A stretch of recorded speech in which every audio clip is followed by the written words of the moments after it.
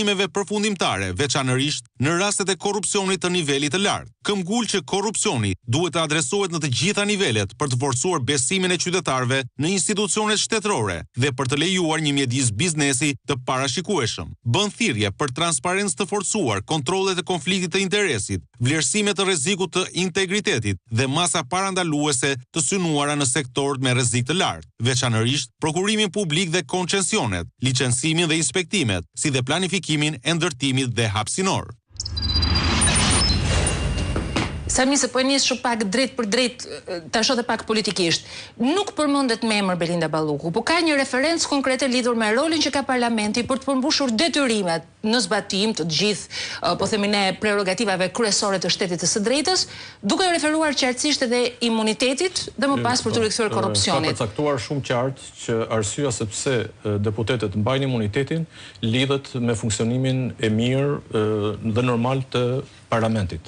Nuk lidhet me funksionimin e mirë apo normal të një deputeti të veçantë në raport me interesat apo me problematikat e tij. Kjo ka qenë një dilemë e cila ka mbajtur edhe gjykatën kushtetuese për gjatë procedimit në lidhje me ankesën e kryeministrit për kërkesën e SPAK-ut për heqjen e imunitetit zonjës Balluku. Dhe në fakt, këtu janë ndarë dhe antarët e gjykatës kushtetuese në 4-4, ku ngelin në fuqi ajo që imuniteti ndjekja penale mund të realizohet. Nga ana e SPAK-ut, pavarësisht nëse pa qenë nevoja për të marrë leje.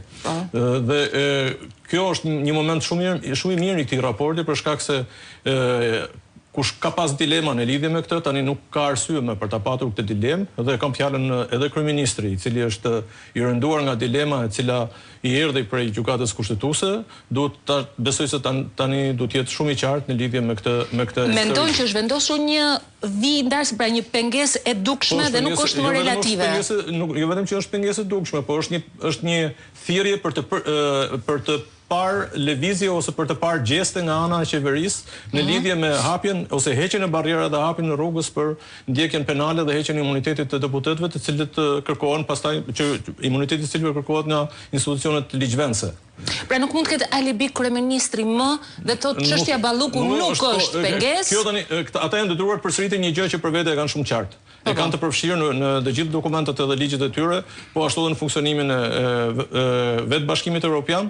Është një gjë që në fakt nuk ka qenë dhe më aq dilemë edhe tek ne, sepse është thënë edhe në kushtetutë kjo gjë, edhe në kushtetutën tonë, por për shkak të interferencave të politikës, interferencave të qeverisë tek vendimarrja e institucioneve drejtësisë, kësaj radhe tek gjykata kushtetuese, u bë duke sikur kjo ishte dilematike. Në fakt nuk është e tillë, është e përcaktuar qartë dhe fakti që ata e përfshin në një tekst për 14 faqesh, i cili merret me gjithë problematikën e Shqipërisë, kanë zgjidhur të përfshinë këtë gjë në një paragraf, do të thotë se ata i kushtojnë rëndësi shumë edhe për mënyrën se si e percepton qeveria qoftë ligjin, po qoftë edhe luftën kundër korrupsionit, po qoftë edhe pavarësinë dhe integritetin e institucioneve ligjzbatuese për të ndjekur korrupsionin, edhe në nivelet më të larta të qeverisjes. Ilda, ka diçka.